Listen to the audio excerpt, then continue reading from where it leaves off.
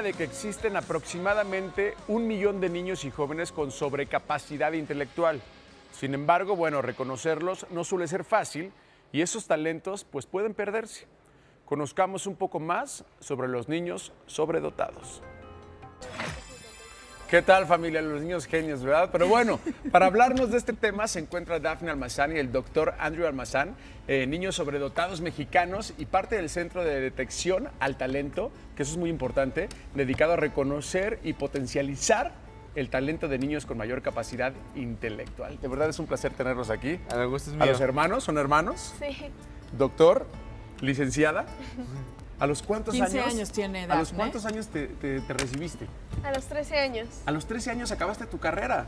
Sí. No puede ser. ¿Y tu primaria, a qué edad empezaste? Empecé a los 6 años la primaria y la acabé en 1 año. Y la secundaria igualmente en 1 año, la preparatoria en 2 años, entonces a los 10 años entré a la universidad. Oye, Dafne, tu historia me impresiona. Me encantaría que me platicaras cómo se dan cuenta tus papás, cómo fue. Bueno, se dieron ellos cuenta cuando yo estaba pequeña. Yo tenía yo creo que 3 años porque yo ya quería empezar a leer. Y mis papás los me dieron, 3 años. Sí, mis papás me quisieron ayudar porque es que mi hermano y mi hermana ya los habían sacado del sistema escolarizado y no querían presionarme, pero yo tenía como estos indicios de querer aprender más. Entonces al final me dieron las herramientas y pues decidieron que yo fuera a mi ritmo. Y ahí fue cuando yo empecé y pues no he parado hasta ahorita. ¿Se te facilita muchísimo o qué es? ¿Qué es un niño Sobredotado. ¿Qué características tiene, exacto, a nivel cerebro? Sí, no, son niños que la inteligencia es mayor al promedio. En las pruebas de coeficiente intelectual sacan puntos arriba, puntajes arriba de 130. Eso significa que tienen 30% más inteligencia que el promedio, pero esto es genético, entonces se tienen que nacer con ello, pero el hecho de que un niño sea sobredotado en la infancia no es garantía de que siga haciéndolo en la adultez.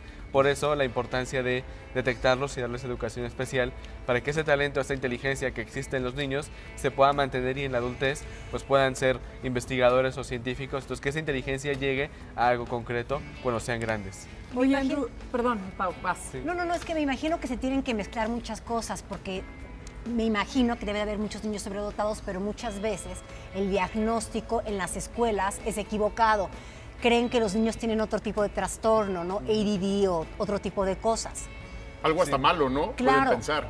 Sí, es muy común, incluso más del 90% de los niños sobredotados en México no se sabe dónde están, porque muchos están mal diagnosticados como niños hiperactivos, niños con TDAH, del trastorno de déficit de atención, o incluso les dicen que están enfermos con Asperger o autismo. Esto hace que luego los quieran tratar médicamente cuando lo único que necesitan es un ambiente adecuado y por lo tanto pues, una educación especializada. O sea, los niños sobredotados realmente se les atiende en clases con niños sobredotados. Claro. Y eso para poder llegar a eso, pues primero hay que identificarlos con pruebas. ¿Y cómo estamos aquí en México para atender y para darles esta plataforma a niños sobredotados? Me refiero a nivel educación, maestros, lugares, instalaciones. ¿Cómo estamos en México para poderles dar todo lo que ellos necesitan, ustedes necesitan? Bueno, apenas están en los inicios. Entonces, a partir del 2010, en el CEDAT, el Centro de Atención al Talento, tenemos trabajo. Primero diagnosticamos y atendemos a niños sobredotados en la Ciudad de México y en Guadalajara. Entonces, ya se han diagnosticado más de 6,000 casos. De antes que había menos de 50, ahora 6,000, pues es un avance considerable. Mucho. Pero aún así se estima que debe haber 1 millón en México de estos niños. Entonces sí todavía falta mucho más. Empezando con la conciencia social, pero también con el hecho de que se debe romper mitos. Uno de ellos es la edad. De que un niño si tiene la inteligencia, pues hay que dejarla entonces que avance más rápido y por el caso de Dafne, ella empezó a la universidad a los 10 años. Ya ahorita ya se empiezan a abrir caminos, ya incluso en el TEC de Monterrey, que es donde hizo Dafne la carrera, ya tiene hasta disposiciones que sí pueden llegar, pero todavía hay que romper muchos mitos así, porque bueno, llegar 8 años antes a un grado académico, pues sí rompe muchos paradigmas en la educación. Claro. Oye, ¿cuál es el proceso? A mí me satura de repente tanta información, cosa que a ustedes no, obviamente. ¿Cuál es el proceso para que un niño sobredotado llegue a aprender con esa rapidez? Es decir, cuando, y voy a decir una idiotez probablemente, cuando tú te sientas y ya quieres aprender a leer, ya traes como ese instinto de saber las letras, o simple y sencillamente ves e inmediatamente Memorizas. queda Recibes. aprendido en el cerebro. ¿Cómo es este proceso? ¿Te enseñan más rápido o simple y sencillamente te enseñan diferente? Más bien aprendes más rápido, ¿no? Eso creo que es algo, tiene que ver algo con el cerebro, ¿no? Sí, eso es, como los niños ya tienen una predisposición genética a aprender más rápido, pero eso se tiene que desarrollar. Es como los talentos deportivos. Ok. Tienen ya predisposición para tener más capacidad física en un área, pero si no la entrenan, no se desarrolla. Es igual la inteligencia. El niño sobredotado tiene capacidad de aprender más rápido, pero si le quitan los libros y no aprende a leer, entonces no va a llegar a ningún lado. Por eso es que es tan importante que los padres y los profesores aporten herramientas educativas Claro. para que puedan desarrollarse. Porque si hay una predisposición, pero no es una garantía. Por eso es tan importante el ambiente. Y Por el supuesto. IQ promedio de un niño. El IQ es de promedio es de 100, pero 100. en México es 87. Ok. Entonces esto significa que la brecha entre el promedio y los niños sobredotados sí es amplia. Esto hace que si un niño sobredotado está en una escuela tradicional, sí sufre mucha incomprensión y se aburre, porque 43 puntos de diferencia sí son demasiados. Entonces el niño se va a aburrir y parte de lo que va a hacer es que se va a empezar a mover, se va a parar y claro que esto lo va a hacer que lo empiecen a catalogar como niño problema. Yo tengo una pregunta. A nivel, tú que eres psicóloga, a nivel emocional, ¿qué ventajas o qué desventajas puede atravesar una niña o un niño con estos poderes? Ah, ya. Es que nos vemos así como superhéroes. claro. Con estos poderes, con esta sobreinteligencia, a nivel emocional, ¿puede llegar a afectar? No sé, quizá en sus casos o que conozcas otros niños que se sientan como que nada más no se ubican. ¿Cómo es? Bueno, en el CEDAT sí han llegado casos de niños muy afectados ya con problemas de suicidios porque no se sienten comprendidos y se sienten como un bicho raro, ¿no? Entonces quieren pues encajar y no pueden porque tienen esa capacidad. Entonces sí es a veces una desventaja porque aparte los niños sobredotados son muy sensibles en el área emocional. Claro. Sí. Oigan, yo Esta- tengo una... Perdóname. Rapidísimo, esta va de la mano con la de Luzma, porque una cosa es lo intelectual, otro es lo emocional, otro es lo físico, y no sé cómo aterrizar esto y me siento súper achicada, la verdad. Pero, no sé, tú estás en la universidad a los 10 años, estás con chavos de 19, 20 años, ¿no? Más Si o bien menos. les va, porque o más grandes. Exactamente, o más Sí. grandes. Entonces tú llegas a estudiar con chavos de esta edad y de repente llegas a tu casa, ¿te daban ganas de jugar con muñecas o ya no te daban ganas de jugar con muñecas? Porque una cosa es lo que tengas aquí, los números y las notas cosa y es la demás. infancia. Y otra cosa es la infancia. ¿Se brincarán alguna etapa? ¿Eras niña o no eras niña? Qué cañón. Bueno, ese es un estereotipo que se tiene mucho sobre los niños sobredotados, de que no pierden su infancia y todo porque están estudiando o tienen una edad cronológica más grande. Pero eso es totalmente erróneo, porque bueno, sí es igual, es una infancia y una juventud, se vive de una manera distinta, pero aún así sigue siendo. Entonces igual pues juegas, tal vez juegos fuera de lo común, pero de todos modos O siguen sea, tu siendo... juego es cuenta aprenderte el maratón en 15 minutos. Eso les quería preguntar. Ustedes son Pues de yo no los quiero que... jugar maratón, no lo vayan a traer, mejor el De los ping-pong. que leen un libro y memorizas la página, o sea, hay una técnica que hacen esto y esto y esto y así lo están leyendo. ¿Ustedes Bueno, hacen eso? Es que también los niños sobredotados tienen muchas habilidades en diferentes áreas. Unos van a tener más en el área matemática, otros en el área, no sé, de física, Retención. escritura. O sea, depende mucho de qué tipo de niño es sobredotado, ¿no? Porque todos igualmente somos distintos.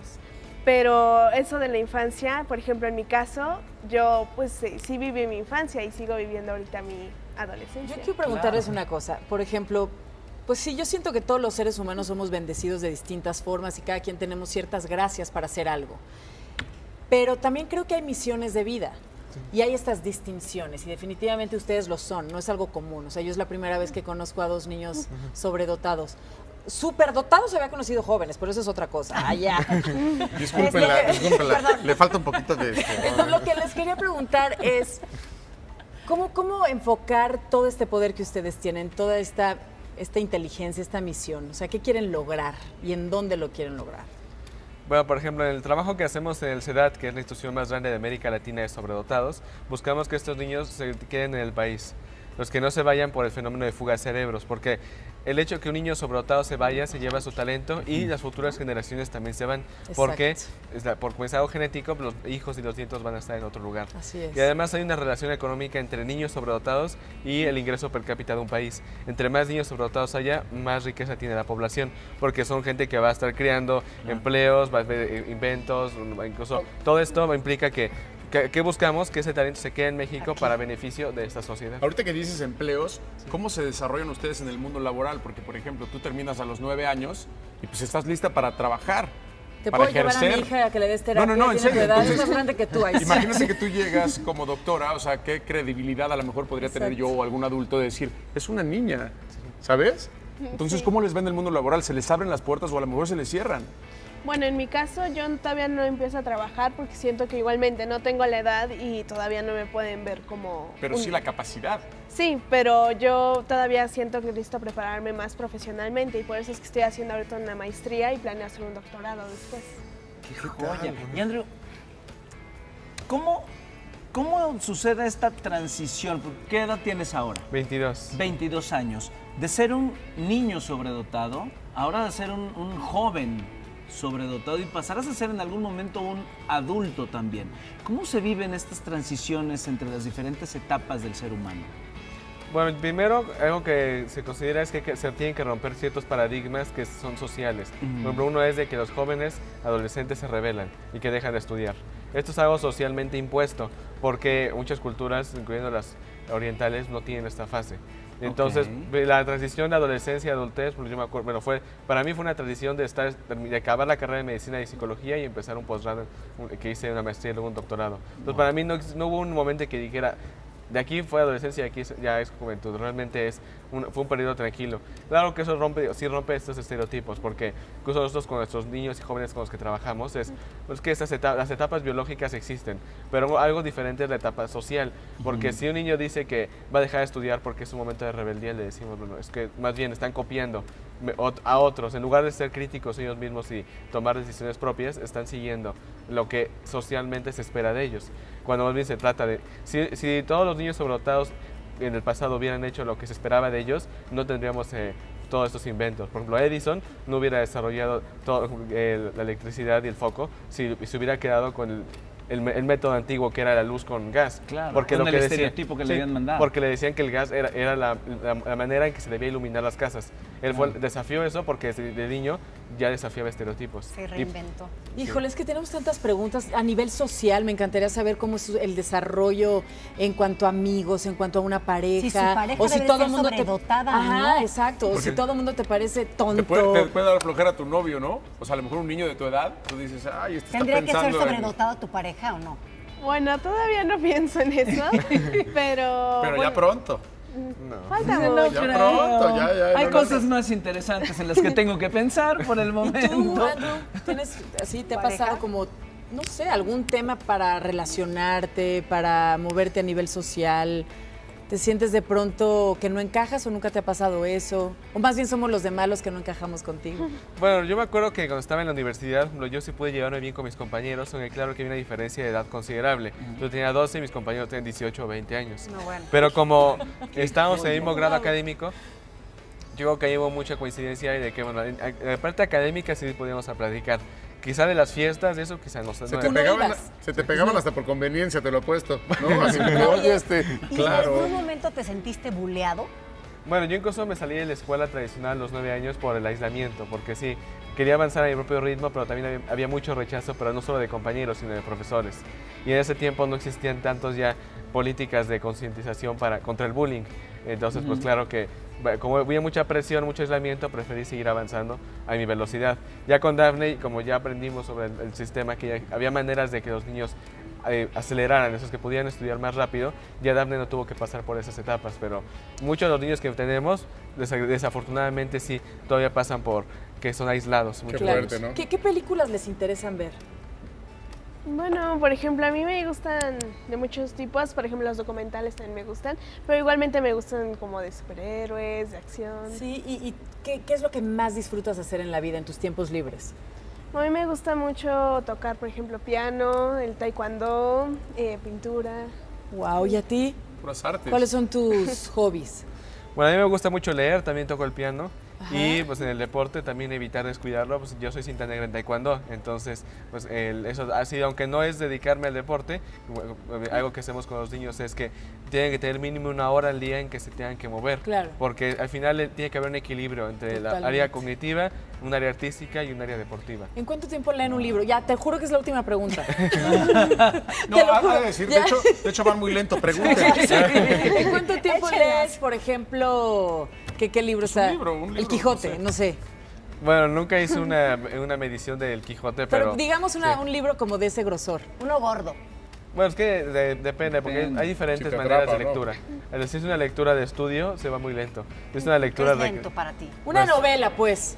Es una novela, pues puede ser en una hora haber acabado ya 200 páginas. En la playa, que estás así, que a lo mejor no le pones mucho ¡Qué interés. delicia! ¡Qué delicia, ¿no? Bueno, ahí sí me identifico En una contigo, hora, hermano. 200. Yo sí soy de leer también así. Oigan, yo creo que hay muchas personas ahorita con muchas dudas que no saben a lo mejor inclusive qué hacer con sus hijos, que a lo mejor fueron diagnosticados con algún trastorno, con TDA, con TDAH, con cualquiera de estos. ¿Dónde se pueden comunicar? ¿Dónde se pueden contactar? ¿Dónde pueden tener mucho más información de lo poco, muy poco que hemos podido aprender en este momento?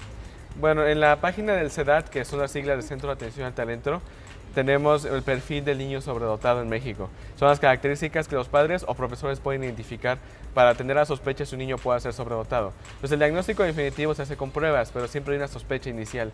Y en este perfil pues, son niños hiperactivos que se distraen fácilmente, pero aprenden más rápido y temas que no son típicos para su edad.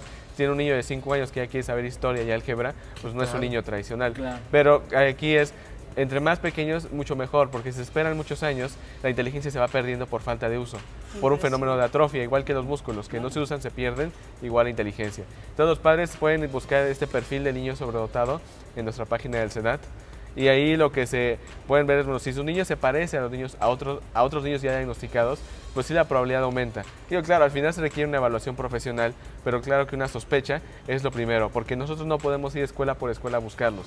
Claro. Sí ha funcionado mucho que los padres son los que se acercan cuando tienen dudas. Wow, cómo me gustaría una tarde en sus casas. Nomás para ver. para verlo. Seguro no prenden la televisión, porque tus papás también son sobredotados, ¿no? Bueno, No sí. diagnosticados, Imagínate la pero- dinámica maravillosa en esa casa. Y otro hermano sobredotado. Una hermana. Una hermana Sí. sobredotada. Más chica. Sí. No, Imagi- es más grande que yo, tiene 19 años. ¿Y ella qué se dedica?